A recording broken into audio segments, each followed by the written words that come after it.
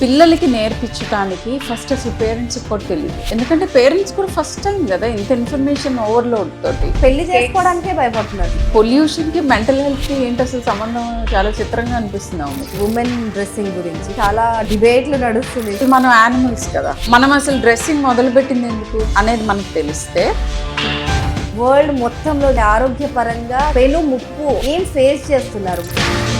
చాలా మంది ఏంటంటే శరీరంలోకి తీసుకునేవి అంటే ఫుడ్ అని అనుకుంటారు. ఈ అవగాహన పెంచుకోవడానికి ఒక జనరేషన్ అంతా సఫర్ అవుతుంది డెఫినెట్ గా. 9 ఏళ్ల పాప నేను లావ్ అవుతాను అనే భయం. Can you imagine? ఇది విన్న ఒక్కరో ఇద్దరో చేంజ్ అయినా కూడా పేరెంట్స్ లో కొంత మార్పు వచ్చినా కూడా చాలా మందికి తెలియదు. ఇది first time in the world ఇండియాలో ఆస్ట్రేలియన్ స్టూడెంట్స్ ట్రైన్ అవుతున్నారు. Wow, India is teaching foreign students అంటే. I was always a good parent. సొంత ఫ్యామిలీలో రిలేషన్షిప్స్ అన్ని బ్రేక్ డౌన్ అయినాయి. Grand parents role in a child's. ఒక గేమ్కి నాకు 5 మనుషులు కావాలి. నేను 5 మందితో కన్విన్స్ చేసుకుని వాళ్ళందరికీ ఇంట్రెస్ట్ కలిగించి గేమ్ ఆడిపించాలి. అదే బిగ్గెస్ట్ లైఫ్ స్కిల్. రేపు నీ జాబ్స్లో నువ్వు చేసేది ఇదే. ఈ 23 years ఆఫ్ ఎక్స్పీరియన్స్లో కేసు ఏంటో డిఫరెంట్గా ఉంది అని అనిపించినవి ఏమన్నా ఉన్నాయా?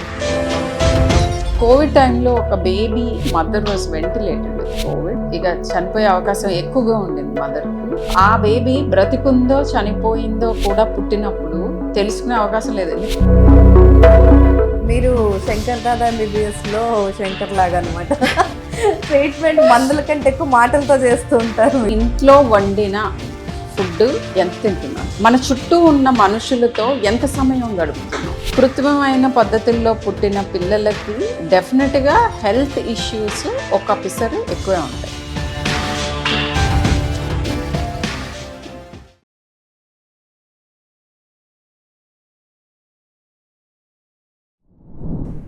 నమస్తే, welcome to Times of India Samayam. This is Sangeetika. So ఇవాళ మనం చేయబోతున్న ఈ పాడ్కాస్ట్ మేబీ ఇవాళ జనరేషన్ కోసమే కాదు, మేబీ కొన్ని తరాల తర్వాత కూడా యూజ్ అవుతుందేమో. సో ఎందుకంటే చాలా సీరియస్ అండ్ చాలా ఇంపార్టెంట్ ఇష్యూస్ మాట్లాడబోతున్నాం మనం. మనతో పాటు సీనియర్ పీడియాట్రిషియన్ షర్మిల పెండ్యాల గారు ఉన్నారు. ముందుగా వీడిని వెల్కమ్ చేసేద్దాం. అండ్ ఈ వీడియో మాత్రం ఖచ్చితంగా పిల్లలున్న ప్రతి ఒక్కరూ చూడాలి. పిల్లలు లేని వారైతే ఖచ్చితంగా చూడాలి. నమస్తే మేడం. నమస్తే. సో ఎలా ఉన్నారు ma'am? Good and nice name. You have a nice name. Thank you. చాలా చాలా విషయాలు చెప్తూ ఉంటారు మీరు, జనాలకి ఎడ్యుకేట్ చేస్తూ ఉంటారు. సో దాదాపు 23 ఏళ్ళ అనుభవం మీది. సో ఫస్ట్ ఆఫ్ ఆల్ బ్రీఫ్గా మీరు ఎందుకు ఈ జర్నీలోకి వచ్చారనేసి మీ గురించి చెప్పేద్దాం జనాలకి. ఓకే. డాక్టర్ అవుదాము అని అనుకున్న థాట్ ఐ థింక్ నాకు చాలా ఎర్లీగా వచ్చింది స్కూల్లోనే. Almost Vijayawada. Okay. So Vijayawada NSM public school నేను చదివింది, saint Matthew's. So I'm really proud and that I got అంత మంచి ఎడ్యుకేషన్ నాకు ఎర్లీగా వచ్చింది. సో ఇవాళ నేను చేసే ప్రతి పని, నాకు వచ్చిన ప్రతి అక్యులేడ్, పార్ట్ ఆఫ్ ఇట్ దాంట్లో కొంత భాగం నా స్కూల్కి వెళ్తుంది. ఎందుకంటే ఎర్లీ ఎడ్యుకేషన్ చాలా ఇంపార్టెంట్. అది చాలా ఇంపాక్ట్ ఉంటుంది మన మీద. నేను చాలా నా అదృష్టవంతురాలని. నేను ఆ స్కూల్లో చదవగలిగాను. అక్కడ నుంచి డాక్టర్ అవుదాము అనుకునే డెసిషన్ ఐ థింక్ చాలా ఎర్లీగా జరిగింది. దాంట్లో ప్రాబబ్లీ నా పీడియాట్రిషియన్ రోల్ ఉంటుంది.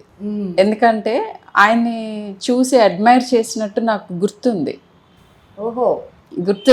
And one very interesting thing is, అపోలోలో నేను జాయిన్ అయ్యి 15 ఏళ్ళు అయింది. అంతకుముందు ప్రాక్టీస్ చేశాను. But and on the first day అపోలోలో జాయిన్ అయిన ఫస్ట్ డే నన్ను చూసిన పీడియాట్రిషియన్ ఇద్దరం లిఫ్ట్లో వి మెట్ ఈచ్ అదర్. విజయవాడలో ప్రాక్టీస్ చేశారు.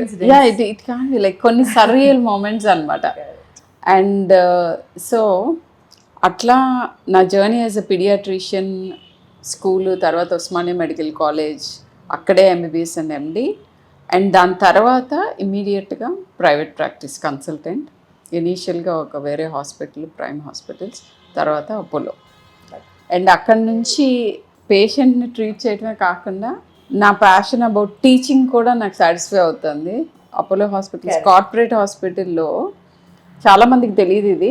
First time in the world ఇండియాలో ఆస్ట్రేలియన్ స్టూడెంట్స్కి ఎంబీబీఎస్ కరికులంలో పార్ట్గా మాతో రొటేట్ అయ్యి ట్రైన్ అవుతున్నారు. వావ్. సో అంటే వాళ్ళ ఇండియాలో ఒక డాక్టర్ దొరకని రోజు నుంచి, ఎక్కడి నుంచో ఆస్ట్రేలియా నుంచి, అమెరికా నుంచి డాక్టర్ వచ్చే రోజు నుంచి now India is teaching foreign students అంటే this is really benchmark set చేసి. డెఫినెట్గా so proud ma'am. And thank you so much. మీ బిజీ షెడ్యూల్లో మా దగ్గరికి అసలు ఇక్కడ వచ్చి ఇంత టైం స్పేర్ చేస్తారని అనుకోలేదు. But it is very important to address few things on child. అంటే వాళ్ళ ఫ్యూచర్ మొత్తం కూడా ఆధారపడి ఉంటుంది. మేబీ ఇది విన్న ఒక్కరో ఇద్దరో చేంజ్ అయినా కూడా, పేరెంట్స్లో కొంత మార్పు వచ్చినా కూడా, సో ఒక్క ఫ్యూచర్ జనరేషన్ని మనం కొంచెమైనా చేంజ్ చేసిన వాళ్ళం అవుతాం. సో ఫస్ట్ థింగ్ ఏంటంటే మ్యామ్, ఇప్పుడు ఇండియాలో వరల్డ్ మొత్తంలో చూసుకుంటే ఎమర్జింగ్ పెను ముప్పు అంటే ఆరోగ్యపరంగా అసలు పెద్దవాళ్ళు కానీ పిల్లలు కానీ ఏం ఫేస్ చేస్తున్నారు? What is the one thing that is ready to kill a human? Killing and disabling అంటాం. అంటే బ్రతికున్న జీవోత్సవాలుగా తయారు చేయగల పొటెన్షియల్ ఉన్నది మెంటల్ హెల్త్ ఇష్యూస్. ఓకే, చనిపోవాల్సిన అవసరం లేదు, మనము పనికి రాకుండా పోతాం. ఓకే, మనం చూసుకోలేము, మనం సొసైటీకి ఉపయోగపడకుండా పోతాం. So mental health issue, mental health epidemic is the next biggest epidemic అని WHO ఆల్రెడీ ఎప్పుడోనే డిక్లేర్ చేస్తుంది. కోవిడ్ రాక మునిపే డిక్లరేషన్ అయింది. అండ్ నేను అది క్లియర్ కట్గా చూస్తున్నాను, నెంబర్ 1. రెండోది, ఒకప్పుడు infections were the most difficult thing. అంటే ముందు మనం ఇప్పుడు మా చిన్నప్పుడు కానీ అంతకుముందు కానీ ఇన్ఫెక్షన్స్ మూలాన ఎక్కువ ఇబ్బందులు పడుతూ ఉండేవాళ్ళు.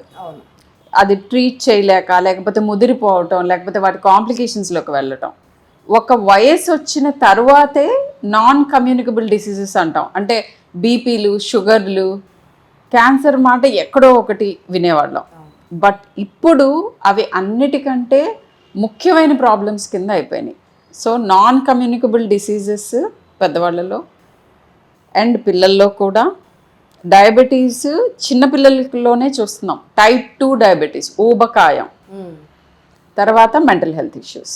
ఇవన్నీ మనకి ఆల్రెడీ ఆ ముప్పులోనే ఉన్నాము, ఇంకా ఎక్కువ అవ్వబోతుంది. యా, అండ్ ప్రతి ఒక్కళ్ళు దే ఆర్ ఫీలింగ్ లోన్లీ.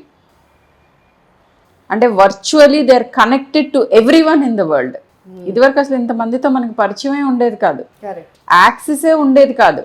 మన జ్ఞానము విజ్ఞానం అంతా ఒక పక్క పుస్తకాలు, రెండో పక్క మన చుట్టూ నేబర్హుడ్లో ఒక టెన్స్ ఆఫ్ ఫ్యామిలీస్, ఊరు దాటి మేబీ నాట్ మోర్ దెన్ 50 ఫ్యామిలీస్లో జరుగుతున్నవేంటి, వాళ్ళ ఎక్స్పీరియన్సెస్ ఏంటి, ఈ అవగాహన మాత్రమే ఉండేది. బట్ ఇంటర్నెట్ అనేది వచ్చిన తర్వాత ప్రపంచం అంతా కనెక్టెడే. కానీ ఈ కనెక్షన్స్లో మోస్ట్ డిస్కనెక్టెడ్గా బతుకుతున్నారు. అంటే ఎక్స్ట్రీమ్లీ లోన్లీ. అంటే పర్సనల్గా ఏం రిలేషన్స్ లేవు, మొత్తం అన్ని వర్చువల్. ఇన్ఫ్యాక్ట్ సొంత ఫ్యామిలీలో రిలేషన్షిప్స్ అన్నీ బ్రేక్ డౌన్ అయినాయి. మనకి మోస్ట్ క్లోజెస్ట్గా మనతో పాటు ట్రావెల్ చేసేవాళ్ళు తక్కువైపోయారు. అందరూ తెలుస్తారు, వేలల్లో, వందల్లో, ఇన్ఫ్యాక్ట్ ఇంకా ఎక్కువ మంది. బట్ ఎవరితోనూ క్లోజ్ కనెక్షన్స్ ఉండట్లేదు. Too much of information. అంత ఇన్ఫర్మేషన్ అసలు హ్యూమన్ బ్రెయిన్ రైట్ వేలో ప్రాసెస్ చేసుకోవటం ఎలా అనేది నేర్చుకోవాలి ఈ జనరేషన్ నుంచి స్టార్ట్ అయ్యి. అండ్ ఎక్కడ ఏది ఎంతవరకు ఫిల్టర్ చేయాలి, దాని మూలన మనకి ఏమి మంచి జరుగుతుంది, ఏమి హాని జరుగుతుంది, ఈ అవగాహన పెంచుకోవడానికి ఒక జనరేషన్ అంతా సఫర్ అవుతుంది డెఫినెట్గా. కానీ నిజంగా మీరు చెప్తుంటే ఒక రకంగా భయం అవుతుంది. ఇంకోటి, ఈ రోజుల్లో మీరు అంటున్నట్టుగా డిప్రెషన్ అనే పదం కొద్ది కాలంగా వింటున్నాం. ఇది వరకు అసలు మా అమ్మమ్మ వీళ్ళంతా కూడా ఎన్ని కష్టాలు ఉన్నా ఏమొచ్చినా నైట్ తాతయ్య వచ్చి కొట్టినా కూడా పొద్దున్న లేచి వాళ్ళు హ్యాపీగా పని చేసుకునేవాళ్ళు. సో అంత స్ట్రెంగ్త్ వాళ్ళకి ఎక్కడి నుంచి వచ్చేది? ఈ జనరేషన్లో ఎందుకు అది లోపిస్తుంది? ఇప్పుడు బాగా చిన్నపిల్లలు, అంటే నేను యంగెస్ట్ కిడ్, ఒక కిడ్ని యాక్చువల్గా అడ్మిట్ కూడా చేయాల్సి వచ్చింది. 9 ఏళ్ళు కూడా నిండలేదు ఆ పాపకి. ఈటింగ్ డిజార్డర్తో వచ్చింది. అంటే ఫుడ్ కంప్లీట్గా మానేసింది. నేను లావ్ అవుతాను అనే భయం. 9 ఏళ్ల పాప, కెన్ యూ ఇమాజిన్? ఆ పాపను అడ్మిట్ చేసి ట్రీట్ చేయాల్సి వచ్చింది. ఫోర్స్ఫుల్గా ఫీడ్ చేసి సైకియాట్రిక్ మెడికేషన్స్ ఇచ్చి ఆమెని ఒక డిఫరెంట్ వరల్డ్లోకి వెళ్ళిపోయింది ఆ చైల్డ్. అక్కడ నుంచి నార్మల్ వరల్డ్లోకి తీసుకొచ్చాం. ఇది జరిగి కూడా 10 ఏళ్ళు అయింది. ఇప్పుడు she's doing well, she's a successful lady. So ఈ ఇంత ఇంత ఇంత బ్యాడ్ స్టేట్లో ఇవన్నీ జరగటానికి రీజన్ ఏమిటి అని అంటే, మనకి అవసరం లేని ఇన్ఫర్మేషన్ కనుక ఇట్లా ఒక సునామీలాగా వచ్చి మనమే పడింది. సో వాటిలోంచి ఎలా ఎత్తుకోవాలి, ఎలా మెనోవర్ చేసుకోవాలి అనేది పిల్లలకి నేర్పించడానికి ఫస్ట్ అసలు పేరెంట్స్కి కూడా తెలీదు. ఎందుకంటే పేరెంట్స్ కూడా ఫస్ట్ టైం కదా ఇంత ఇన్ఫర్మేషన్ ఓవర్లోడ్ తోటి. సో వాళ్ళు తెలుసుకుంటూ పిల్లలకి నేర్పిస్తూ పిల్లలతో కనెక్టెడ్గా ఉంటూ వాళ్ళలో వస్తున్న మార్పులు ఏంటి అని గమనించుకుంటూ వీటన్నిటిని వేడ్ త్రూ చేయాలి. అలా చేయటానికి చేసామో లోపే చాలామంది క్యాజువాలిటీస్ ఉంటున్నారు. అండ్ ఇది ఓన్లీ ఇన్ఫర్మేషన్ ఓవర్లోడ్ మూలాన అంటే కాదు. డెఫినెట్గా క్లైమేట్ చేంజ్ అండ్ పొల్యూషన్కి మెంటల్ హెల్త్కి ఏంటి అసలు సంబంధం? చాలా చిత్రంగా అనిపిస్తున్నావు మీకు, బట్ ఇట్ ఈస్ రిలేటెడ్.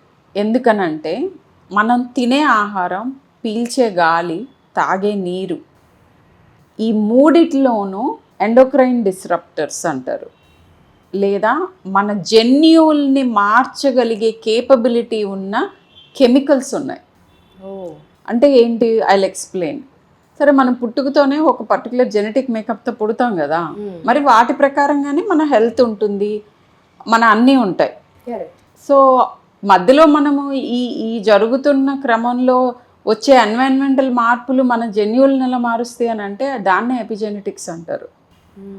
మనం తల్లి కడుపులో గర్భంలో ఉన్నప్పుడే పిల్లలు ఆ తల్లి ఎక్స్పోజ్ అయిన వాటికి, ఆ చైల్డ్ ఎక్స్పోజ్ అవుతున్న ఆ ఎన్వైరన్మెంట్ మూలాన లోపల ఉంటున్న జన్యువుల్లో కూడా స్విచ్ ఆన్ స్విచ్ ఆఫ్ అవుతూ ఉంటాయి. సో కొన్ని జబ్బులు ఇదివరకటి వాళ్ళల్లో కూడా ఆ జీన్స్ ఉండుండొచ్చు, కానీ అవి ట్రిగర్ అయ్యేవి కాదు. ఇప్పుడు ఎందుకు ఆటిజం ఎక్కువైపోయింది, ఇప్పుడు ఎందుకు ఇన్ఫర్టిలిటీ ఎక్కువైంది, ఇప్పుడు ఎందుకు క్యాన్సర్స్ ఎక్కువైనాయి, ఇలాంటి క్వశ్చన్స్ అడుగుతూ ఉంటారు కదా. సో ఇవన్నీ ఏంటంటే మన జన్యువుల్లో కూడా మార్పు చేయగలిగిన ఎన్వైరన్మెంట్లో మనం బ్రతుకుతున్నాం. Pollution and ultra processed foods, ఇవన్నీ అన్ని రకాల పొల్యూషన్స్. కరెక్ట్. అంటే ఇప్పుడు కొంతమంది ట్రిప్స్కి వెళ్తుంటారు, కొన్ని క్లీన్ ఎయిర్ ఉన్న ప్లేసెస్కి వెళ్తే అక్కడ చాలా ప్రశాంతంగా అనిపిస్తుంది. మళ్ళీ ఈ ట్రాఫిక్లోకి హడావిడిలోకి వచ్చామంటే మైండ్ అంతా డిస్టర్బ్ అయిపోతుంది. అంటే weather can decide our mood and health. Yes, it can decide so many things.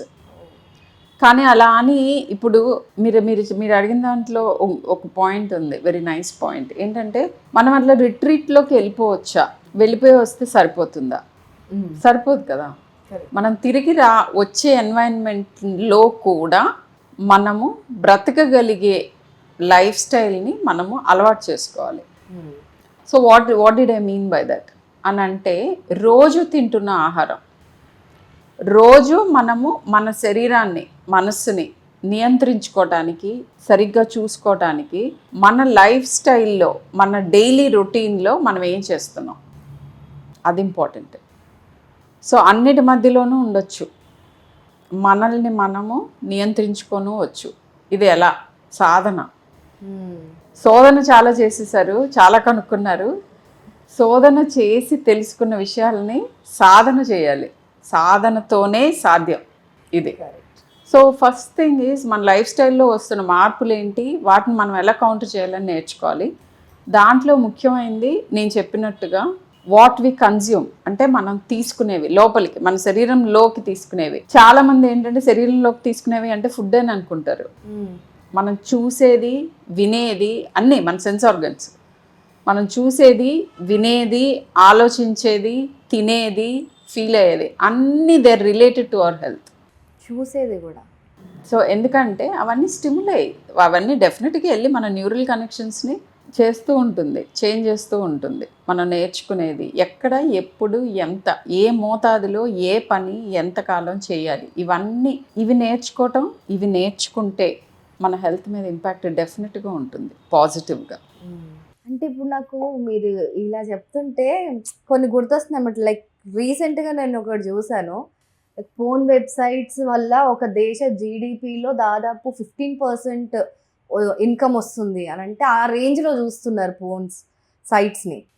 So అవి ఎలా ఎఫెక్ట్ అవుతాయి పిల్లల మైండ్ సెట్ పైన?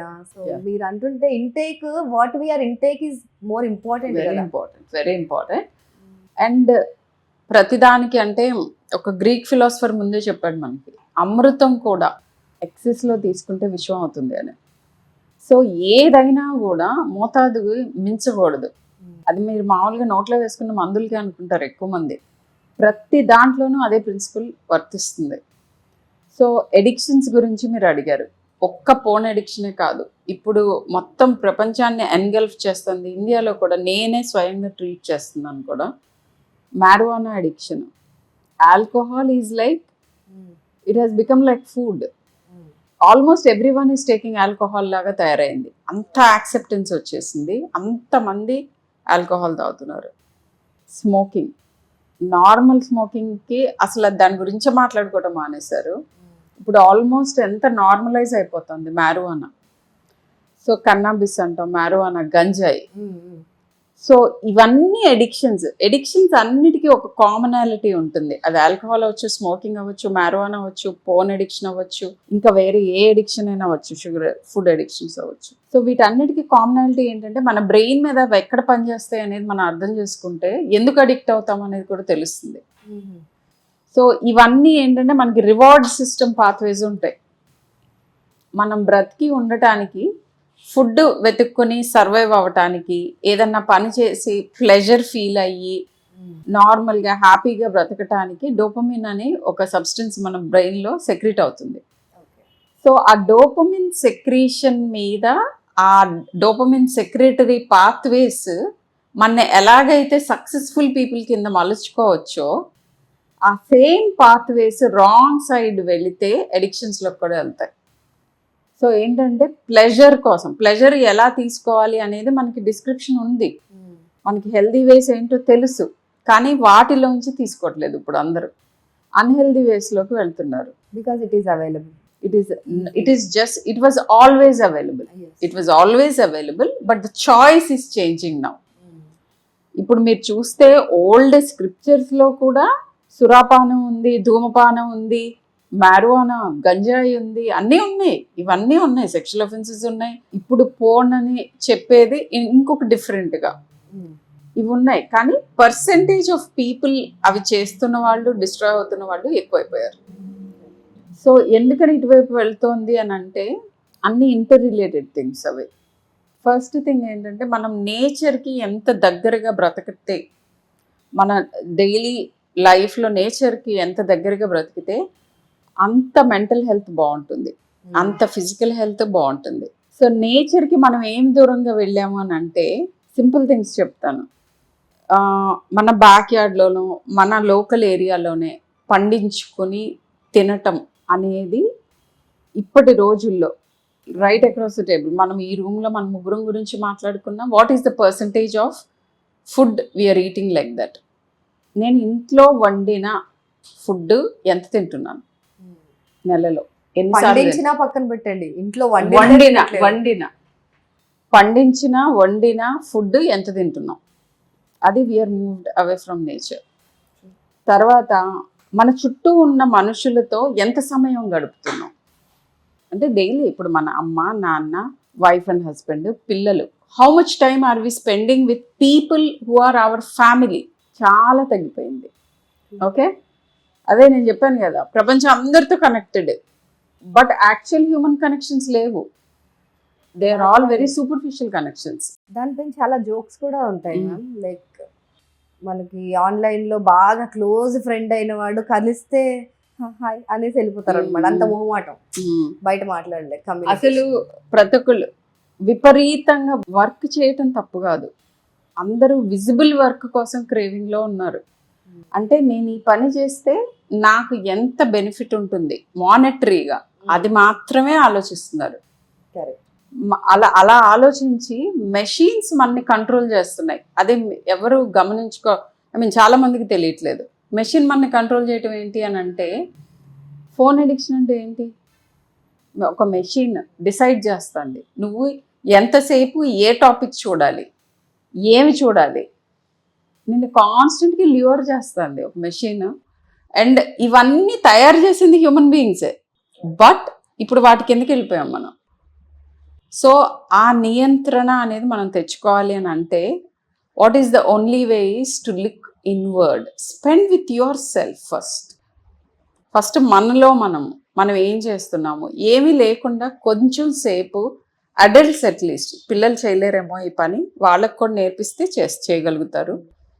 బట్ అడల్ట్స్ ఫస్ట్ పేరెంట్స్ వాళ్ళతో వాళ్ళు ఏ ఎక్స్టర్నల్ స్టిమ్యులేషన్ లేకుండా లోపలికి చూసుకోగలిగే ఎంతసేపు ఉండగలుగుతున్నారు ఎవ్రీడే. అట్లీస్ట్ 15 minutes మీరు అలా స్పెండ్ చేయగలిగితే చాలా డిఫరెన్సెస్ వస్తాయి లైఫ్లో.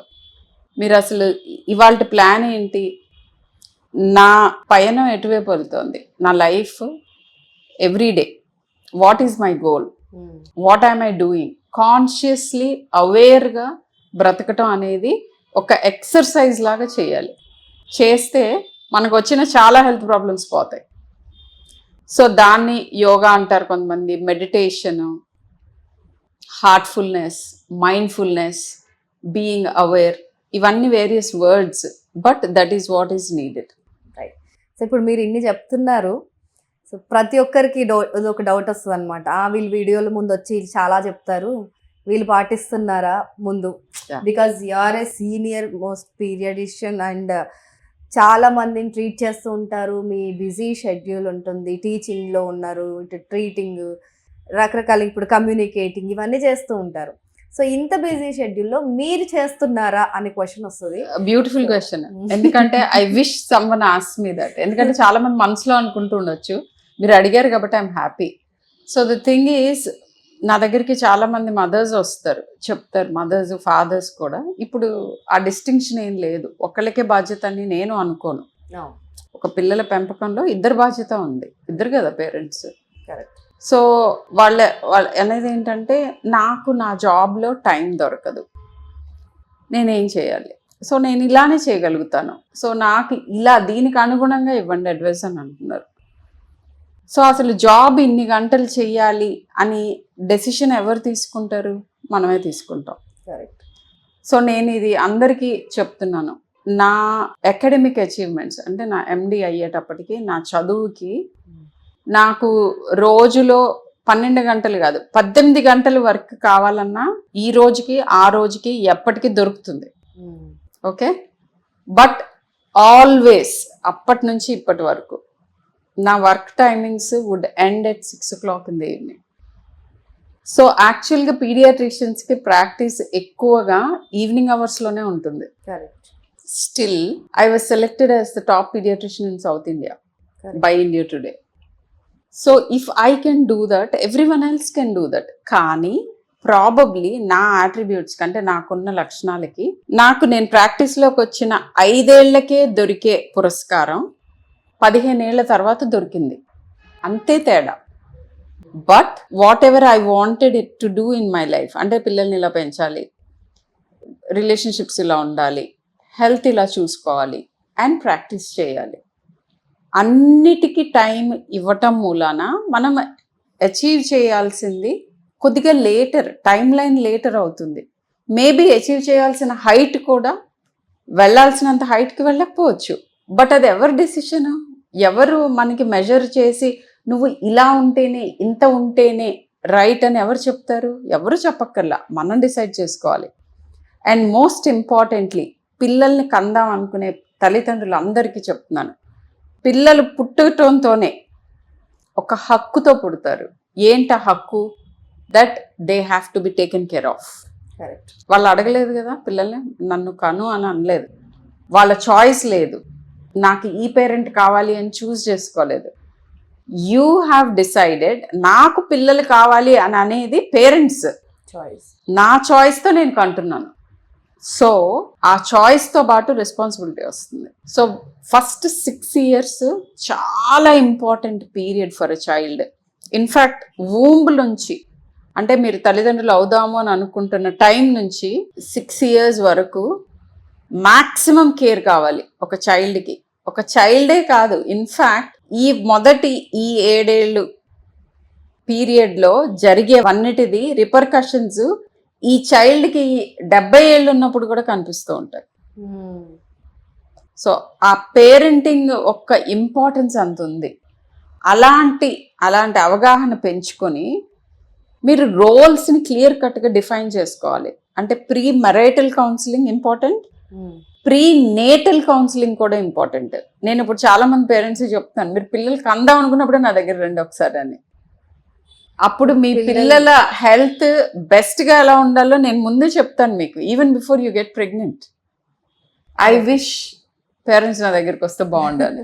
ఎందుకంటే చాలా మంది పిల్లల్ని కనడానికి భయపడుతున్నారు మ్యామ్. నిజంగా మీరు అన్నట్టుగా ముందే మీ దగ్గరకు ఒకసారి, ఎందుకంటే పిల్లలు పుట్టిన తర్వాత వాళ్ళకి ఏదైనా ప్రాబ్లం వస్తే అప్పుడు మీ దగ్గరికి తీసుకొస్తుంటారు చాలా మంది పీరియడ్ దగ్గరికి. కానీ చాలా మంది ఇప్పుడు పెళ్లి చేసుకోవడానికే భయపడుతున్నారు. యా, దట్ ఈస్ బికాస్ ఇవన్నీ ఐ మీన్ ఒక రకంగా ఐ ఫీల్ కొంతమంది ఆల్రెడీ డిసైడ్ చేసుకుంటున్నారు, no I don't want to have children అని. నాకు తెలిసిన చాలా మంది ఉన్నారు. సో మేబీ ఒక child point of view that is better. నువ్వు పేరెంట్ అయ్యే అర్హత నీకు ఉంది లేదు అనేది నీకు నువ్వే ఆలోచించుకొని, నేను పేరెంట్గా చెయ్యలేను ఈ పనులు అని అనుకుని పేరెంట్ అవ్వకపోవటం ఈ still okay for the child. కానీ ఇది కూడా ఒక పెనుముప్పు ఏంటంటే, మన పాపులేషన్ గ్రోత్ రేట్ పడిపోతుంది. సో చైనాలో ఏ ప్రాబ్లం అయితే వచ్చిందో, అంటే అడల్ట్ పాపులేషన్ ముసలి వాళ్ళ పర్సంటేజ్ ఎట్లయితే ఎక్కువైపోయి చిన్నపిల్లలు తక్కువ అయ్యారో, అంటే ప్రొడక్టివ్ పాపులేషన్ తగ్గిపోతుంది. కరెక్ట్. రైట్ నౌ ఉంది, కానీ ఇప్పుడున్న యాటిట్యూడ్స్కి నెక్స్ట్ 10 yearsలో ఆ ప్రాబ్లం మనకి రాబోతుంది. ఇన్ఫ్యాక్ట్ దీని గురించి డిస్కషన్స్ నేషనల్ లెవెల్లో జరుగుతున్నాయి. అందుకే అందరూ ఎంకరేజ్ చేస్తున్నారు హ్యావ్ మోర్ చిల్డ్రన్ అని. But have more children, but know what to do about children. అంటే పిల్లల పెంపకంలో ఏం కావాలి మనకి, ఆ సపోర్ట్ నెట్వర్క్ని ఏర్పరచుకుని కాన్షియస్గా వెళ్ళాలి పేరెంటింగ్లోకి. ఉద్యోగాలు చేయొద్దని అనట్లా, నేను చేశాను ఉద్యోగం, నేనే కాదు నాకంటే ఇంకా బెటర్గా పెంచిన వాళ్ళు కూడా ఉంటారు. ఉద్యోగాలు చేయటం తప్పు కాదు, కానీ ఇద్దరూ రెస్పాన్సిబిలిటీ తీసుకోవాలి పిల్లల పెంపకంలో. అండ్ వీళ్ళు చేయలేని దానికి ఎక్స్టెండెడ్ ఫ్యామిలీ ఆర్ ఒక నెట్వర్క్ని ఫామ్ చేసుకోవాలి. పిల్లలు సఫర్ అవ్వకూడదు. పిల్లల పెంపకంలో ముఖ్యమైనవి ఏంటంటే ఆహారం, ఆబ్వియస్గా బేసిక్ నెసెసిటీస్ ఉంటాయి అందరికీ ఉండేవే. సో పౌష్టిక ఆహారం అండ్ వేసుకోవటానికి బట్టలు. మోస్ట్ ఇంపార్టెంట్, చాలా మంది పేరెంట్స్కి తెలియంది, సెక్యూర్ లవ్ అట్ హోమ్. ఇప్పుడు నువ్వు 6 నెలలకి 8 నెలలకి 10 నెలలకి పిల్లల్ని తీసుకెళ్ళి డే కేర్లో వేస్తున్నారు. అంటే డే కేర్ వాళ్ళు ఏమి భూతాలు కాదు, వాళ్ళు ఏదో డ్యామేజ్ చేద్దామని బయలుదేరి డ్యామేజ్ ఏం చేయరు నీ చైల్డ్ని. కానీ ఆ వయస్సులో వాళ్ళని చూసుకుని వాళ్ళ నీడ్స్ని ఎక్స్ప్రెస్ చేసే వయసు కాదు అది. వాళ్ళ మీదే మైండ్ పెట్టి వాళ్ళ వైపే చూస్తూ వాళ్ళని కాపాడుకుంటూ ఒక ఎన్వైరన్మెంట్లో ఉండాల్సిన వయస్సు అది, మొదటి 5 ఏళ్ళు. సో ఈ టైంలో కమ్యూనిటీలోకి వెళ్ళొద్దు అనే స్కూల్ గోయింగ్ ఏజ్ 5 పెట్టారు అసలు ఇంటర్నేషనల్గా. అది ఫిజికల్గా ఇన్ఫెక్షన్స్ అవ్వచ్చు, లేదా చిన్న వయసులోనే వాళ్ళని గురించి వాళ్ళు కేర్ తీసుకోవాల్సిన స్ట్రెస్ఫుల్ సిచ్యువేషన్స్లో పడితే పిల్లల్లో మానసిక రుగ్మతలు కూడా ఎక్కువ అవుతాయి. అండ్ తెలివితేటలని చాలా మంది వెంపర్లాడుతుంటారు, అరే నా పిల్లలు తెలివిగా ఉండాలి అని. 2 years నుంచి స్కూల్కి పంపించేస్తున్నారు మ్యామ్. తెలివితేటలు అత్యధికంగా ఉన్న పిల్లలకి ఉండాలి అని అంటే ఉన్న single most important thing is a secure thriving environment. అంటే ఏ రకమైన ఆందోళన, అంటే అసలు ఆందోళన లేకపోతే డే టు డే లైఫ్ ఉండదు, కానీ కృత్రిమమైన ఆందోళన లేని ఎన్వైరన్మెంట్. అంటే most importantly mother and father మధ్యలో కూడా రిలేషన్షిప్ ఈజ్ ఎక్స్ట్రీమ్లీ ఇంపార్టెంట్. పిల్లలు తెలివితేటల కోసం, వాళ్ళ ఆరోగ్యం కోసం. ఇది చాలా మందికి తెలియదు. మేమిద్దరం తిట్టుకుంటున్నాం, కొట్టుకుంటున్నాం, కానీ పిల్లల్ని బాగా చూసుకుంటున్నాం అనుకుంటారు. అది కుదరదు. ఒక పేరెంటల్ కాన్ఫ్లిక్ట్స్ ఉన్న ఎన్వైరన్మెంట్లో పిల్లలు ఏ రకంగానూ హెల్తీగా పెరగలేరు. సో నేను అన్నది అదే, pre marital counselling, pre natal counselling. So conflict తక్కువగా ఉండాలంటే ఇద్దరి మధ్యలో మనస్పర్ధలు వీలైనంత తగ్గించుకోవాలి. అలాంటి ఎన్వైరన్మెంట్లో పెరిగిన పిల్లలకి న్యాచురల్గా తెలివితేటలు ఉంటాయి. అండ్ చాలా మంది ఇప్పుడు మీరు అన్నట్టుగానే పేరెంట్స్ డివోర్సెస్ కేసెస్ కూడా ఎక్కువైపోతున్నాయి. పిల్లల పరిస్థితి ఏంటంటే వాళ్ళు ఇంకా చాలా గర్వంగా చెప్పుకునే విషయం ఏంటంటే నా పిల్లలు బాగా అర్థం చేసుకుంటారు, they understand why we're taking divorce అని చెప్పి. రెండో పెళ్లి చేసుకున్నా కూడా వాళ్ళు ఎలా ఉండాలనుకుంటున్నా పిల్లల ముందు జరుగుతుంటాయి ఇవన్నీ. సో వాళ్ళ ఫ్యూచర్ ఎలా ఉంటుంది ఒకవేళ పేరెంట్స్ ఆ ఏజ్లో కనుక డివోర్స్ తీసుకుంటే? It's very important. నేను చెప్పినట్టుగా కాన్ఫ్లిక్ట్ రిడన్ ఎన్వైరన్మెంట్ చాలా ఘోరమైన ప్రాబ్లమ్స్ని క్రియేట్ చేస్తుంది. సో ఫస్ట్ కాన్ఫ్లిక్ట్ వచ్చిన తర్వాత ఇద్దరు పార్ట్నర్స్ కలిసి రిజల్యూషన్ వైపు నడవాలి. కొన్నిసార్లు వన్ ఆఫ్ ద పార్ట్నర్స్ అది నమ్మరు అసలు.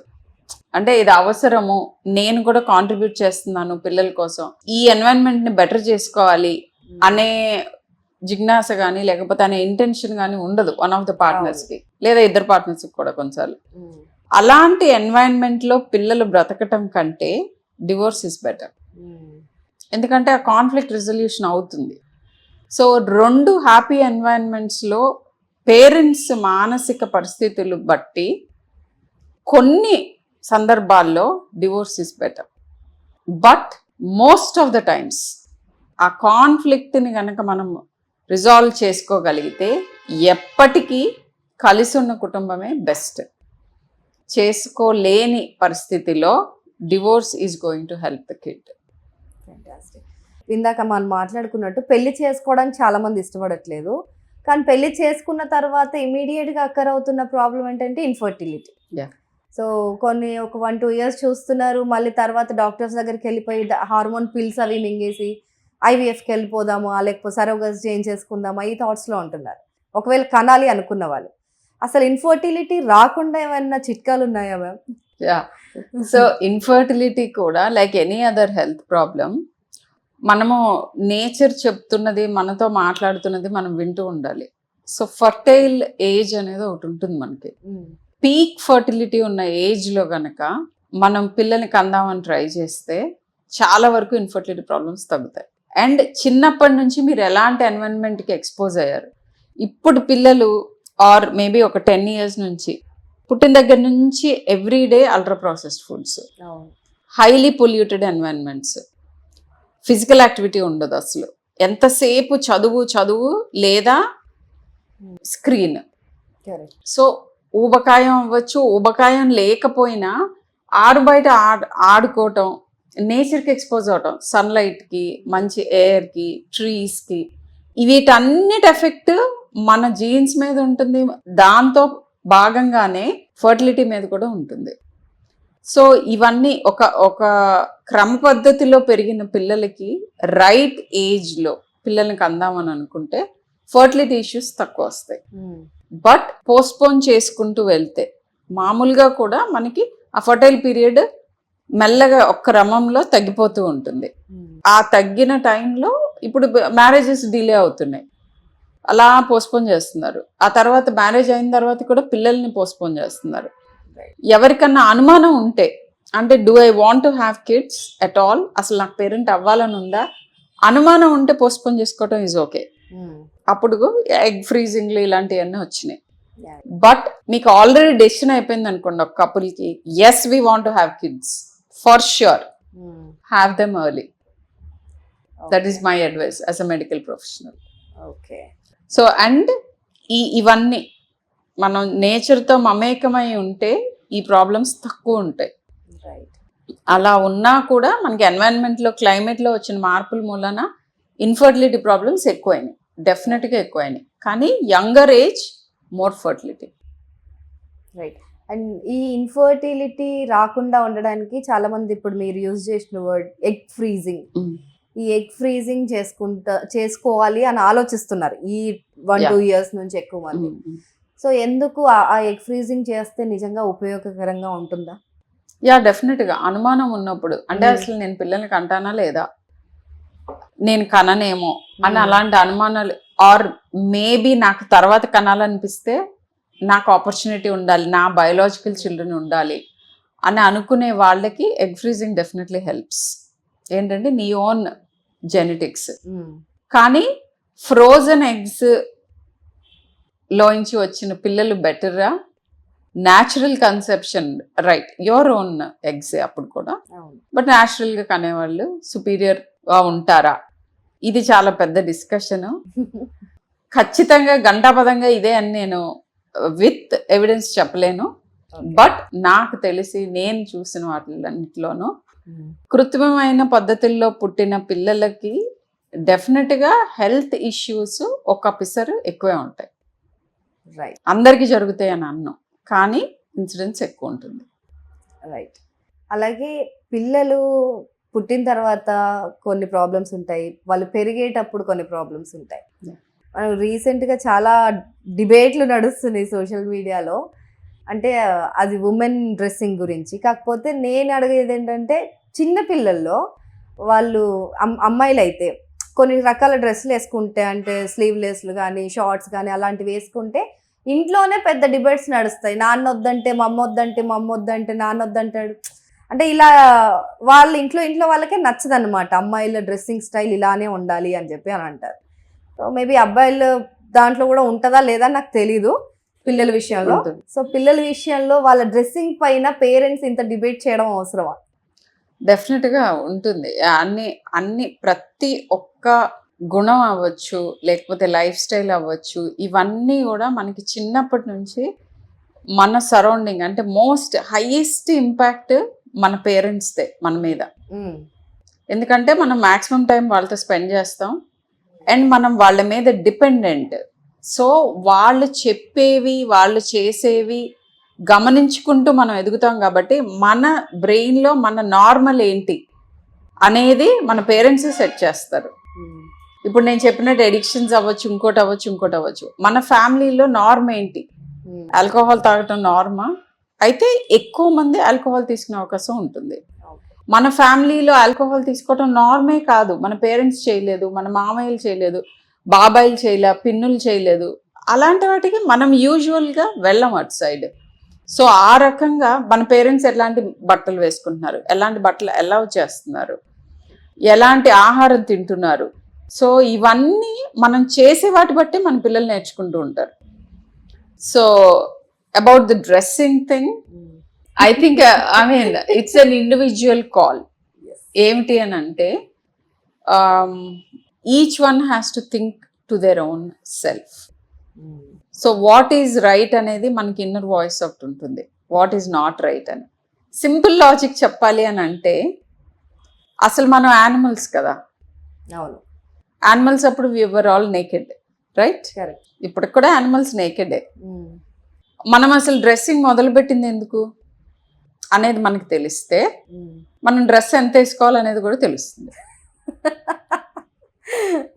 Okay, so the purpose of dressing వెదర్ని నుంచి కాపాడుకోవడానికి మొదలు పెట్టాం మనం, బట్ ఇంకా మోర్ రీజన్స్ కూడా ఉన్నాయి.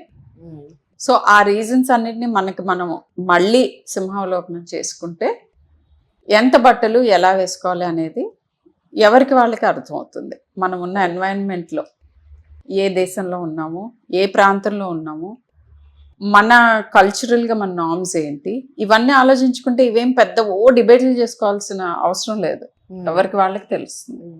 అండ్ ఈ ప్రాంతం నుంచి ఒక ప్రాంతానికి మారినప్పుడు కూడా డ్రెస్సింగ్ స్టైల్ మారిపోతుంది. లైక్ ఊర్లలో ఉండే అమ్మాయిలు సిటీకి వచ్చిన ఒక 2-3 నెలలకు, ఒక సంవత్సరానికి వాళ్ళ డ్రెస్సింగ్ స్టైల్ కంప్లీట్గా చేంజ్ అయిపోతుంది. వాళ్ళ సెల్ఫీలు దిగే విధానం, వాళ్ళ ఫోటోలు దిగే విధానమే మారిపోతుంది. సో ఎందుకు చేంజ్ వస్తుందంటే, అడాప్ట్ అవ్వాలి. The only thing in life is constant thing in any one's life is change. అంటే డెఫినెట్గా జరగాల్సింది జరుగుతున్నది ఏంటంటే కొత్త విషయాలు నేర్చుకోవాలి, కరెక్ట్. కానీ అది ఏ సెన్స్లో ఏం నేర్చుకోవాలి అనే దాని మీద అవగాహన ఉండాలి. అదే అగైన్ మనకి ఫస్ట్ ఇనీషియల్ ఇయర్స్లో మన రైట్ ఏంటి, మన రాంగ్ ఏంటి, ఏది ఎలా నేర్చుకోవాలి, దీంట్లో పేరెంటల్ రోల్ చాలా ఉంటుంది. బట్ అడల్ట్స్ అయిన తర్వాత నా పేరెంట్స్ అది నాకు నేర్పించలేదు, నా పేరెంట్స్ ఇలా నన్ను పెంచలేదు, నా పేరెంట్స్ ఇది ప్రొవైడ్ చేయలేదు అని వాళ్ళని ఊరికనే బ్లేమ్ చేసుకోకుండా 18 ఏళ్ళు దాటిన తర్వాత మన అందరికీ we have a power to change our life.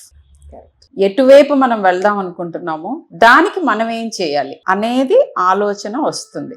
ఇది మన ప్రీఫ్రాంటల్ కార్టెక్స్ ఫుల్గా డెవలప్ అయిన తర్వాత రావాల్సిన ఆలోచన. ఓకే. ఆ ప్రీఫ్రాంటల్ కార్టెక్స్ ఎప్పుడు డెవలప్ అవుతుందంటే ఈ 15 ఏళ్ళు 18 ఏళ్ల దగ్గర నుంచి కొంతమందికి 25 ఏళ్ల వరకు డెవలప్ అవ్వదు. అందుకే ఈ 15 to 25 ఏజ్లోనే ఎడిక్షన్స్ వైపు మళ్ళకపోవటానికి డిఫరెన్స్ అదే.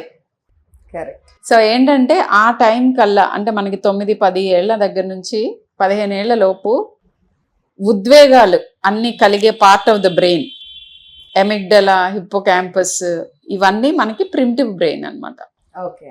ఈ బ్రెయిన్ చక్కగా ఫాస్ట్గా డెవలప్ అయిపోతుంది. అంటే సెన్సిటివ్గా సెన్స్ చేస్తూ ఉంటాం చుట్టూతో జరిగే వాటన్నిటిని. కానీ ఆ ఉద్వేగాలని ఏ డైరెక్షన్లో మళ్ళించుకోవాలి ప్రొడక్టివ్గా, సేఫ్గా అనేది మనకి లాస్ట్ డెవలప్ అవుతున్న ఫ్యాకల్టీ నియంత్రణ. అది మన prefrontal cortex. Okay, yeah, I get it, నువ్వు ఇలా ఫీల్ అయ్యావు, దాన్ని నువ్వు ఇలా రియాక్ట్ అవ్వు లేదా ఇలా రియాక్ట్ అవ్వద్దు, ఆ ఇన్ఫర్మేషన్ని మనం ఇలా వాడుకుని అలా బెటర్ అవ్వచ్చు. ఈ పార్ట్ అంతా మనకి లాస్ట్ డెవలప్ అవుతుంది. అందుకే టీనేజర్స్కి పేరెంట్స్కి అన్ని యుద్ధాలు జరిగేది.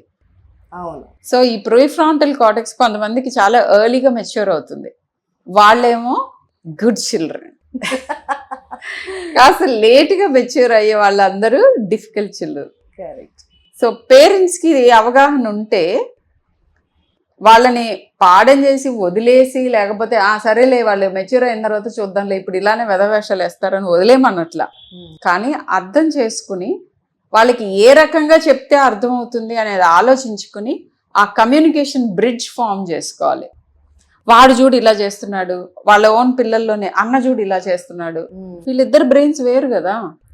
సో అర్థం చేసుకుని అవగాహన పెంచుకొని ఏ చైల్డ్కి ఏ రకంగా చెప్పి ఎలా మలుచుకోవాలి, ఇది తెలవాలంటే అన్నిటికంటే కీలకమైనది ఫస్ట్ అసలు నీకు టైం ఉండాలి నీ పిల్లలతో. So you should spend time, quality time. నేను 15 గంట హై క్వాలిటీ టైం స్పెండ్ చేస్తున్నాను, అరగంట హై క్వాలిటీ టైం స్పెండ్ చేస్తున్నాను, నా పేరెంటింగ్ మొత్తం అయిపోయింది నేను హాఫ్ అన్ అవర్లోనే అని అనుకోవటం మిథ్య. Okay, there is some amount of time that is needed and it is different for different children and parents. ఒక చైల్డ్కి నువ్వు డైలీ 1 గంట నువ్వు ఒక పాత్ వేసి చూపిస్తే నడిచే పిల్లలు కొంతమంది పిల్లలకి రోజుకి 3 గంటలు అవసరం నీ గైడెన్స్. సో ఏ పిల్లలకి ఏది కావాలో అది ప్రొవైడ్ చేయాలి. ఇది ఒక్క మదర్ మీదే డిపెండెంట్ అని నేను చెప్పను. అగైన్ ఇద్దరు parents as a unit decide చేసుకోవాలి, నేను ఈ పని చేస్తే నువ్వు ఆ పని చేస్తావు, నీకు ఈ పనికి ఇంత టైం కావాల్సి వస్తే ఆ టైంలో నేను I will take over. So ఇలా it is a team work. So అలా చేస్తే ప్రాబ్లమ్స్ చాలా తక్కువ ఉంటాయి. Fantastic ma'am.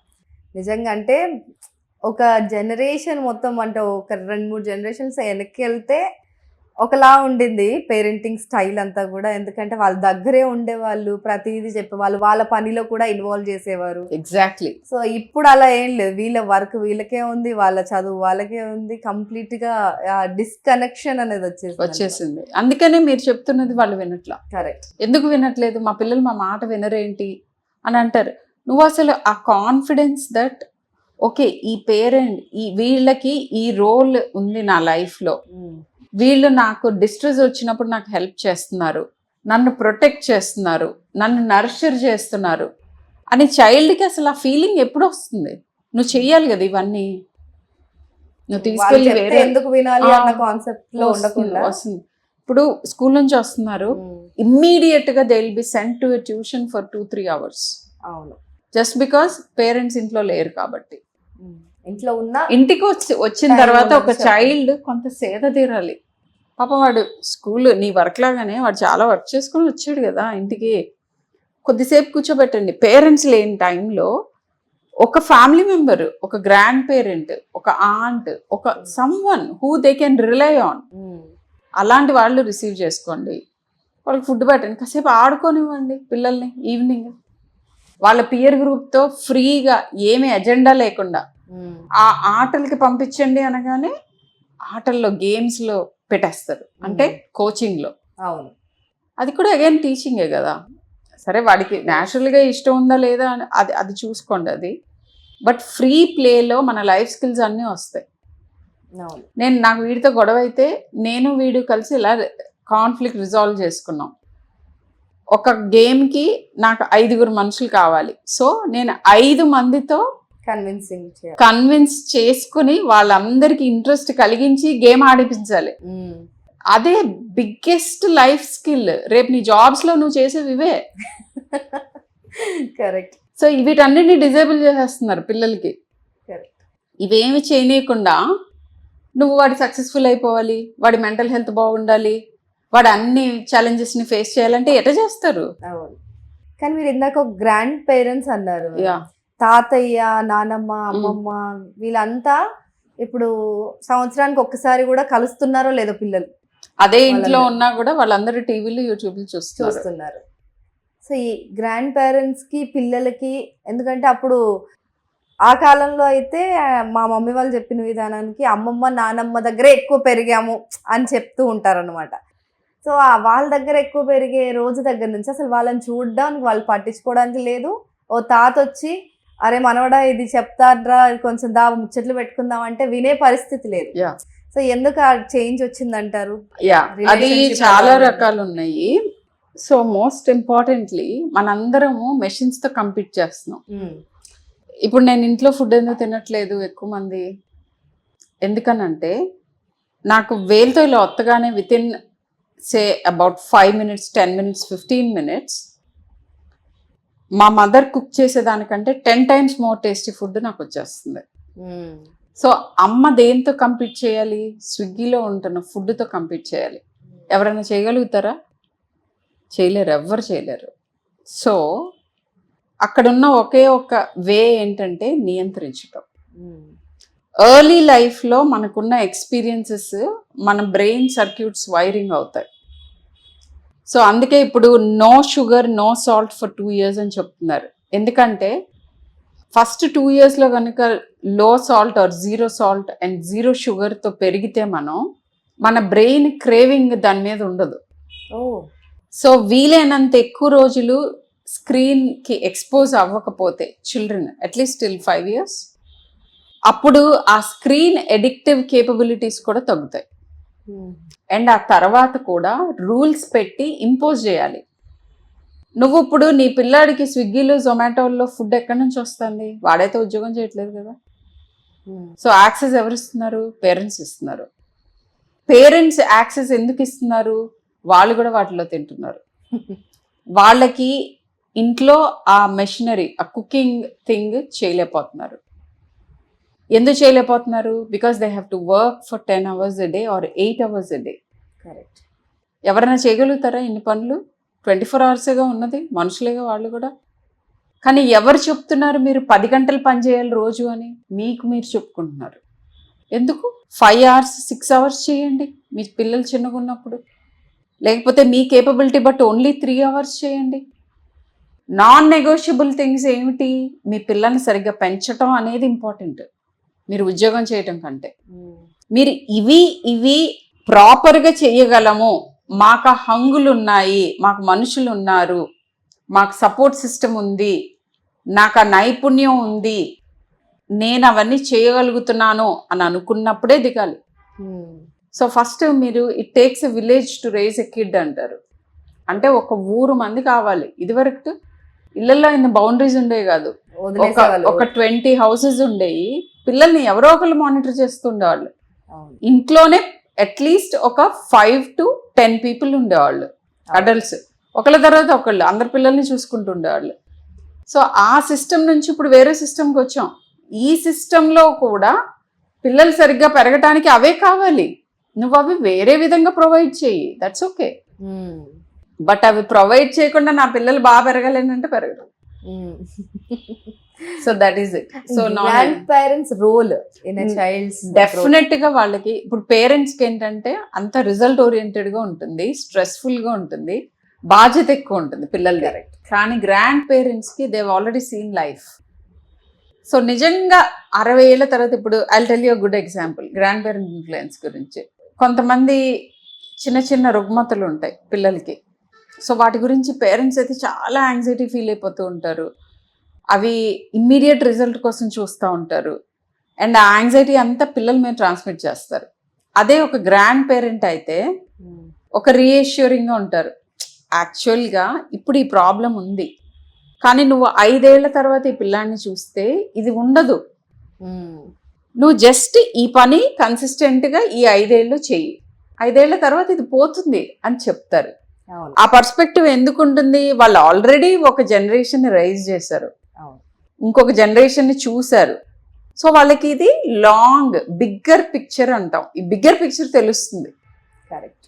నేను ఒక 2 రోజులు స్కూల్కి వెళ్ళకపోతే పేరెంట్కి దే గెట్ యాంగ్షియస్. అమ్మో 2 రోజులు స్కూల్కి వెళ్ళలేదు, ఇంకా వీడికి చదువు ఏదో అయిపోతుంది, లేకపోతే ఇది అయిపోతుంది. ప్రయారిటీస్ మర్చిపోతారు. ఇప్పుడు హెల్త్ కోసం ఇది చెయ్యాలి, లేదా ఈ 2 days మనం వేరే విధంగా ఎన్రిచ్ చేయడానికి ఇది వదులుకోవాలి. ఈ బిగ్గర్ పిక్చర్ ఉండదు పేరెంట్స్కి, ఎందుకంటే వాళ్ళు ఇప్పుడే నేర్చుకుంటున్నారు. They new parents, just like children are born, a parent is born. Okay, but a grandparent is already a season parent. వాళ్ళ పర్స్పెక్టివ్ ఇస్తారు.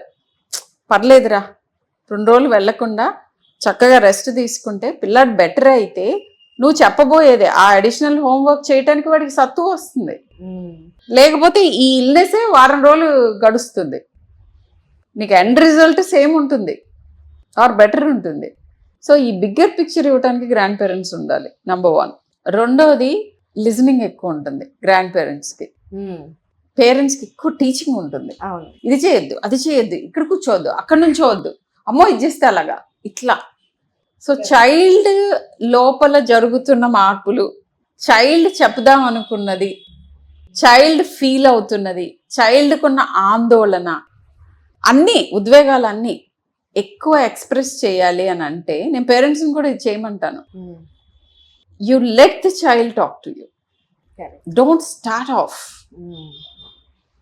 జస్ట్ ఒక క్వశ్చన్ అడిగారు అనుకో, వాడు మాట్లాడే లోపే వాడు మాట్లాడిన ప్రతిదానికి క్రిటికల్ ఆన్సర్స్ ఇస్తూ ఉంటారు, క్రిటిసైజ్ చేస్తూ ఉంటారు. సో వాడు హీల్ హోల్డ్ బ్యాక్. అవును. సో లిజనింగ్ ఎక్కువ is important in child rearing. ఎక్కువ వినాలి, ప్రాసెస్ చేసుకోవాలి, నేర్చుకోవాలి, తర్వాత మాట్లాడాలి. టక చేయకూడదు. సో అలాంటప్పుడు యాక్చువల్గా టీనేజ్లో is extremely important. Pre teens దగ్గర నుంచి ఇప్పుడు పిల్లలు చెప్పేది వినండి. కొన్ని చాలా తెలివైన థింగ్స్ తెలుస్తాయి. అండ్ ఒక ప్రిజంప్షన్తో వెళ్తారు పేరెంట్స్, ఏంటనంటే పిల్లలకి అన్నీ మనకంటే తక్కువే తెలుస్తాయని. ఆ ప్రిజంప్షనే రాంగ్. ఫస్ట్ థింగ్, ఓకే, ప్రతి జనరేషన్లోనూ kids are smarter than parents. There is no way you are smarter than your parents, your kids are smarter than you. Correct. కానీ నీకు అడిషనల్గా ఉన్నది ఏంటి అని అంటే wisdom. Just because you lived longer than them. And consequences తెలుస్తాయి. పిల్లలకి consequences తెలియవు. నేను ఆ ప్రీ ఫ్రాంటల్ కార్టెక్స్ డెవలప్ అయ్యే లోపు నేను ఈ పని చేస్తే నాకు రాబోయే ముప్పిది అనేది తెలియదు వాళ్ళకి. కరెక్ట్. నాకేం చేయాలనిపిస్తుంది అనేది తెలుస్తుంది, కానీ ఇది చేస్తే నాకు రాబోయే ముప్పు ఏంటి అనేది పేరెంట్కి తెలుస్తుంది. కరెక్ట్. మొన్న ఒక వీడియో చూసాను మేము, షాకింగ్లీ. ఒక అబ్బాయి, చిన్న బాబు, 1.5 2 years ఉంటాడేమో, వాడు ఒక కార్ టైర్, పెద్ద టైర్ ఉంటే దాన్ని లేపడానికి ట్రై చేస్తున్నాడు. ఎక్కడి నుంచో దూరం నుంచి ఒకరు వీడియో తీస్తున్నారు. బట్ ట్రై చేసి కాసేపటికి అది లేపేశాడు వాడు. Because there was no one to tell that నీ వల్ల అవ్వదు అని చెప్పట్లేదు ఎవరు పక్కన. అదే ట్రై చేసాడు, వచ్చేసింది. సో పక్క నుండి పుల్ బ్యాక్ చేయకుండా యా, అండ్ కొన్ని లైక్ సేఫ్టీ ఎన్వైరన్మెంట్ ప్రొవైడ్ చేసి వాళ్ళని ఎక్స్ప్లోర్ చేయనివ్వాలి. అప్పుడు వాళ్ళలో చాలా స్కిల్స్ నైపుణ్యాలు తెలుస్తాయి. అండ్ వెరీ ఇంపార్టెంట్లీ 2 ఇంపార్టెంట్ కొన్ని క్వాలిటీస్ ఉన్నాయి పిల్లలు సక్సెస్ఫుల్ అవడానికి ఏం చేయాలి. How do successful adults become successful? One of the very important quality ఏంటంటే రిజైలియన్స్ అంటాం. అంటే ఎలాంటి సిచ్యువేషన్ ఫేస్ చేసినా కృంగిపోకుండా లేదా కుదేలైపోకుండా దాంట్లో నుంచి బయటకు వచ్చి ముందుకు వెళ్ళి బెటర్ అయ్యి, అండ్ ఈ రెసిస్టెన్స్ వచ్చినప్పుడు ఎందుకు రెసిస్టెన్స్ వచ్చింది, నేను నేర్చుకోవాల్సిన న్యూ స్కిల్ ఏంటి అనే పాజిటివ్ అవుట్లుక్ పిల్లలకి చిన్నప్పటి నుంచి రావాలి అని అంటే సింపుల్ టెక్నిక్ ఇంట్లో పనులు చేయించడం, వాళ్ళకి చిన్న చిన్న టాస్క్స్ ఇవ్వటం, and the way you react వాళ్ళు ఫెయిల్ అయినప్పుడు, that is extremely important. Correct. You have to tell them to try out a new way. Maybe ఇలా చేస్తే బెటర్గా చేయగలుగుతావేమో, and it's okay to fail. So ఇలాంటి చిన్న చిన్న ఇంట్లో ఇంటరాక్టివ్ థింగ్స్ మూలాన మనకి బిగ్గెస్ట్ సక్సెస్ఫుల్ క్వాలిటీస్ డెవలప్ అవుతాయి. మీరు భయంకరమైన ఏదో న్యూరో సైన్స్ తెలవాల్సిన అవసరం లేదు. Very simple techniques to raise a kid in a successful way. And ma'am, అంటే మీతో మాట్లాడుతుంటే అసలు టైమే తెలియట్లేదు. I know that we're eating your time away. కానీ 23 years ఆఫ్ ఎక్స్పీరియన్స్ ఇన్ని చెప్తున్నారు, ఎంత హాయిగా అనిపిస్తుంది అంటే like somewhere we're thinking like ఏదో ఆన్సర్ దొరుకుతుంది, ఏదో ఒక చిన్న హోప్ మీరు మాట్లాడితే వస్తుంది. సో ఈ 23 years ఆఫ్ ఎక్స్పీరియన్స్లో ఎన్నో చూసుంటారు గుడ్స్ అండ్ బ్యాడ్స్, కానీ గుర్తుండిపోయే మూమెంట్స్ కొన్ని ఉంటాయి కదా. అది ఈ సిచ్యువేషన్ ఈ కేసు ఏంటో డిఫరెంట్గా ఉంది అని అనిపించినవి ఏమన్నా ఉన్నాయా? చాలా ఇన్యూమరబుల్ థింగ్స్ ఉంటాయి. అండ్ డీప్గా అంటే ఆల్మోస్ట్ ఎవ్రీ డే ఒక రకంగా చెప్పాలంటే I keep learning from my patients.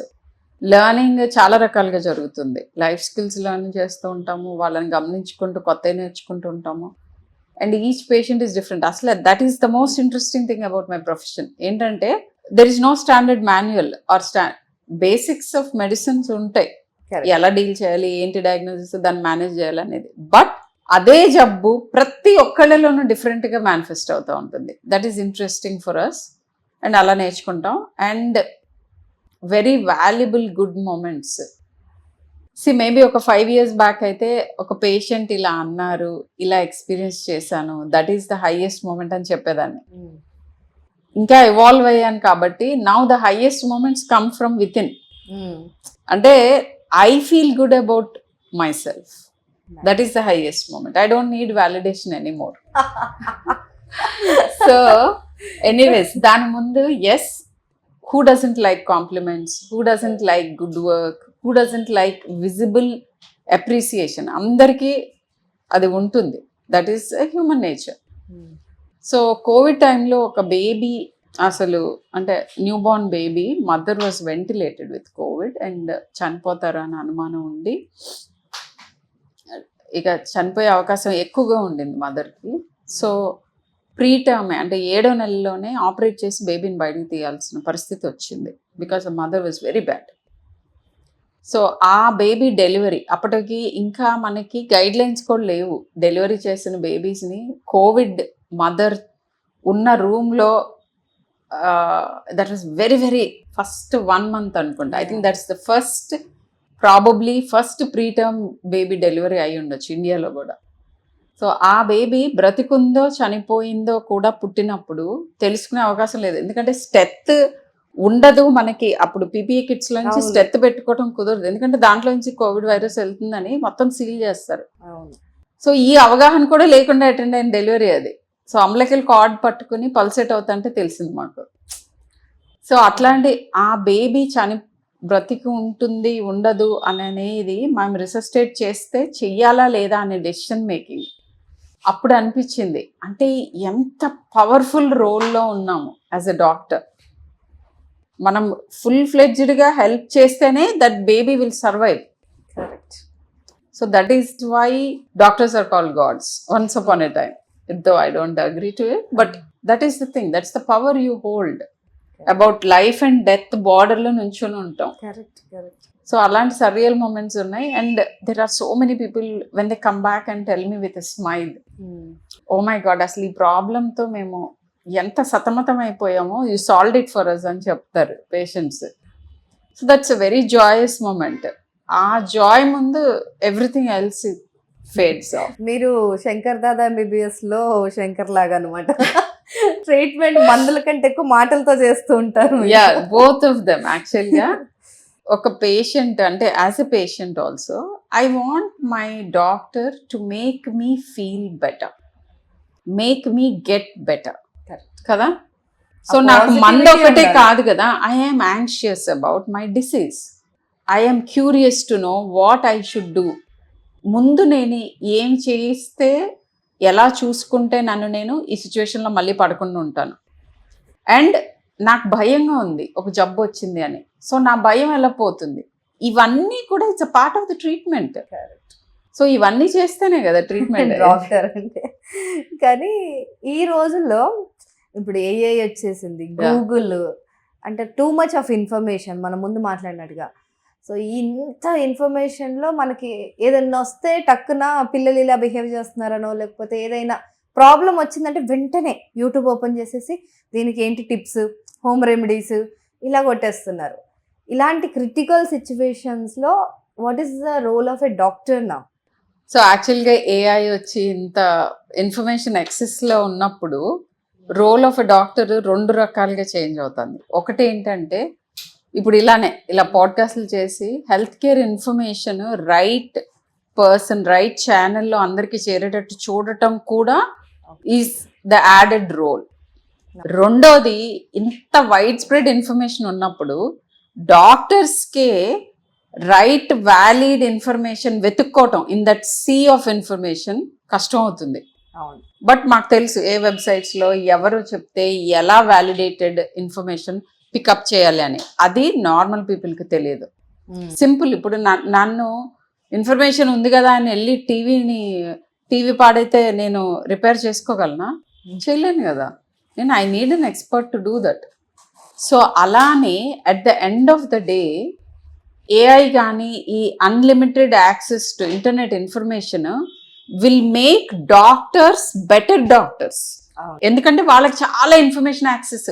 ఇప్పుడు ఇదివరకు అనుకో, నాకు ఏదైనా డౌట్ వస్తే నేను లైబ్రరీకి వెళ్ళి చూసి ఆ పుస్తకం వెతుక్కుని, ఆ సోర్సెస్ తక్కువ ఉండేవి, నా సీనియర్స్తో మాట్లాడి ఇవి చేసి ఇంత పని ఉండేది. ఇప్పుడు నాకు 2 minutesలో any doubt I have, immediately I can just get all the information, read it and help the patient better. But a patient will never become a doctor because of AI. So ఇది తెలుసుకోగలగాలి వాళ్ళు. Correct, భలే చెప్పారు. Patient will never become a doctor because of AI. అంతే simple. So ఎవరైనా కానీ, ఇప్పుడు నేనైనా కానీ ఏదైనా హెల్త్ కేర్ ఇష్యూ వస్తే నేను డాక్టర్ని అయ్యి ఉండి ఏలో చదువుకున్నాను నేను ట్రీట్ చేసుకోను. నా చాయిస్ నాకు, బికాజ్ నాకు అవేర్నెస్ ఉంది కాబట్టి I know how to choose the right doctor. మామూలు వాళ్ళకంటే నాకు ఇంకా ఎక్కువ యాక్సెస్ ఉంటుంది, ఎవరి దగ్గరికి వెళ్తే నా పని కరెక్ట్గా అవుతుంది అనేది. సో నా ఇంటెలెక్ట్, నా ఇన్ఫర్మేషన్ దానికి వాడుకుంటాను. రైట్. సో ఈ రోజుల్లో గుడ్ పేరెంట్ అని అనిపించుకోవాలంటే గుడ్ పేరెంట్ క్వాలిటీస్ ఏంటి అసలు? ఫస్ట్ ఓన్లీ వన్ క్వాలిటీ ఉండాలి గుడ్ పేరెంట్కి. ఏంటి అని అంటే ఒక open mind, urge to learn. Good human being లేకపోతే సక్సెస్ఫుల్ పర్సన్కి ఉన్న క్వాలిటీనే గుడ్ పేరెంట్. ఉండకూడదు, నాకే అన్ని తెలుసు. ఫస్ట్ థింగ్ ఏంటంటే I want to be a good parent. And good parenting అంటే ఏమిటి, నా పిల్లలకు ఉన్న ప్రాబ్లమ్స్, రాబోయే ప్రాబ్లమ్స్ ఏంటి, వాటిని నేను ఎలా రాకుండా చూసుకోగలను, వస్తే ఎలా నేను వాటిని అధిగమించగలను. ఈ జిజ్ఞాస ఉన్న వాళ్ళందరూ గుడ్ పేరెంట్స్. ఓకే. అండ్ నేర్చుకున్నవి ఇంప్లిమెంట్ చేయాలి. తెలుసు కొంతమందికి, కానీ ఇంప్లిమెంట్ చేయరు. మీరు చేశారా మీ లైఫ్ లో? Nice question. సో చాలా కొంతమంది వచ్చి చూడు, I mean they keep saying పీడియాట్రిషియన్స్కి అయితే తెలుస్తుంది, పీడియాట్రిషియన్స్కి సైకాలజిస్ట్లు వాళ్ళు బెస్ట్ పీపుల్, ఆ బెస్ట్ పేరెంట్స్ అన్నట్టుగా. అందరూ అది చేయలేరు కదా పేరెంటింగ్ కోసం. బట్ నేను early years of my parenting I was still not a paediatrician. నేను పీజీ చేస్తున్న ఫస్ట్ ఇయర్లోనే మా అబ్బాయి పుట్టాడు. ఓహో, యా, పిల్లలు పుట్టాక చదువుకున్నారు. పిల్లలతో పాటు చదువుకున్నాను. సో డెఫినెట్గా నాకు ఇప్పుడు నాకు తెలిసిన విజ్డమ్ అంతా అప్పుడు ఉండదు కదా. సో నేను I was not a perfect parent back then, but I was always a good parent because I had that urge to learn. నా బెస్ట్ నేను చెయ్యాలి చైల్డ్ కోసం అనే ఇంటెన్షన్ మాత్రం నాకు ఎప్పుడూ ఉండింది, even before I had my kids. I want to do the best for my kids అనేది ఉండాలి, నేర్చుకుంటూ ఉండాలి, ఇంప్లిమెంట్ చేస్తూ ఉండాలి. That is how you become a good parent. Fantastic ma'am, సింపుల్గా తేల్చేశారు అసలు. సో ఇన్ని చేస్తూ ఉంటారు, బీయింగ్ ఏ గుడ్ మదర్, ఒక తల్లిలాగా సక్సెస్ఫుల్ అయిపోయారు, ఒక పీడియాట్రిషియన్ లాగా సక్సెస్ఫుల్ అయిపోయారు, ఒక టీచర్ లాగా ఫారిన్ స్టూడెంట్స్కి కూడా మనకు నేర్పించే స్థాయిలో ఉన్నారు. ఇంకా ఏం చేస్తారు మ్యామ్? అంటే ఇప్పుడు పాడ్కాస్ట్లు ఇవన్నీ చేస్తూనే ఉంటారు, ఎప్పుడు బిజీ ఉంటారు మీరు.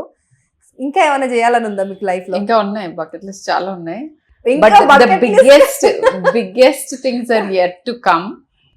ఎందుకంటే అవి చేయగలగటానికి నాకు ఈ ఎక్స్పీరియన్స్ అంత కావాలి, లేకపోతే అవి నేను చేయలేను. ఆ 2 పనులు ఉన్నాయి as of now, big things. Couple of years పట్టొచ్చు అవి చేయడానికి. ఒకటి ఏంటంటే ఐ వాంట్ టు ఫార్ములేట్ ఈ బుక్ అబౌట్ పేరెంటింగ్. సో దానికి మనం జస్ట్ పీడియాట్రిక్స్ చేయగానే ఇవాళ పాస్ అయితే ఇవాళే మొదలు పెడుతున్నారు అందరూ లెక్చర్లు ఇవ్వటం.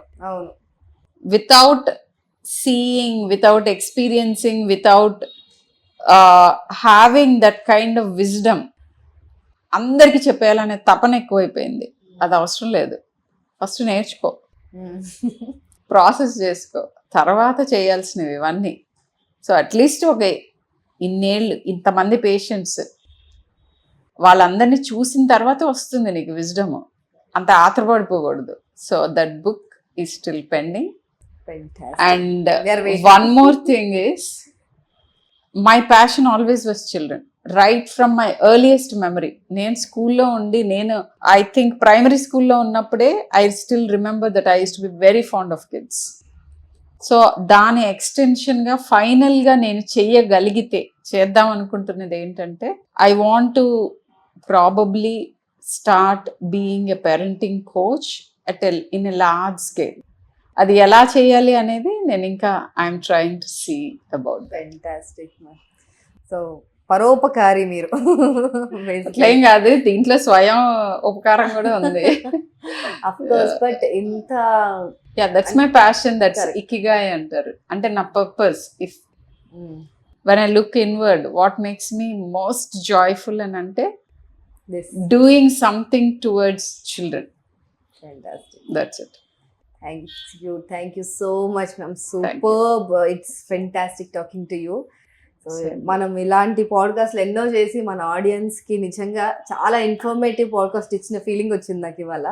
సో ఇలాంటి మరిన్ని ఎపిసోడ్స్ చేద్దాం, మళ్ళీ కలుద్దాం. ధన్యవాదాలు.